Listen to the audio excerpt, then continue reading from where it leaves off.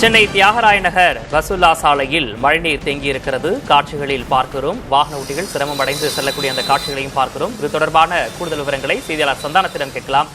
சந்தானம், அந்த பகுதியை பொறுத்த வரைக்கும் தற்போது மழைப்பொழிவு எவ்வாறு இருக்கிறது? எந்தெந்த பகுதிகள் பாதிக்கப்பட்டிருக்கு? விக்னேஷ், சென்னையில இன்று காலை முதல் பெய்து வரக்கூடிய மழையின் காரணமாக தற்போது சென்னை தியாகராய நகரில் இருக்கக்கூடிய பசுல்லா சாலை, திருமூர்த்தி நகர், அருளாம்பாள் தெரு, அதே போன்று அபிபுல்லா சாலை என முக்கிய சாலைகள்ல மழைநீர் என்பது தேங்கி இருக்கிறது.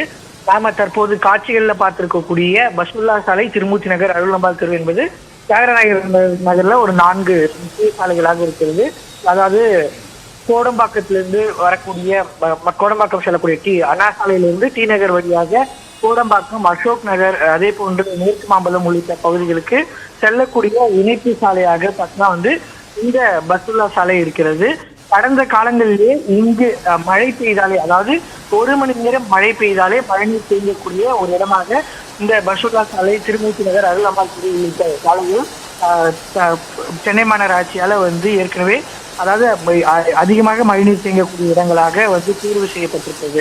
இதன் காரணமாக கடந்த 2 ஆண்டுகளாக இங்கு மழை காலத்திற்கு முன்பாகவே மோட்டார் கொடுக்கப்பட்டு மழைநீர் என்பது அகற்றப்பட்ட நிலையில் தற்போது இடங்கள்ல மோட்டார் என்பது வைக்கப்படாதன் காரணமாக இந்த சாலைகள் முழுவதிலுமே மழைநீர் தேங்கியிருப்பதை நம்ம காட்சிகளில் பார்க்கிறோம்.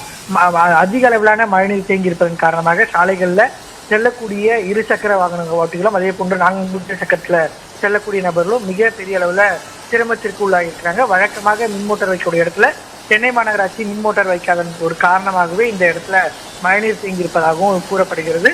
நம்ம மாநகராட்சியுடைய அதிகாரிகளிடம் தொடர்பு கொண்டு பேசிய போது விரைவில் மின் மோட்டார் வைத்து மழைநீர் அகற்றப்படும் அப்படின்னு மாநகராட்சி தரப்புல தெரிவிக்கப்பட்டிருக்கிறது.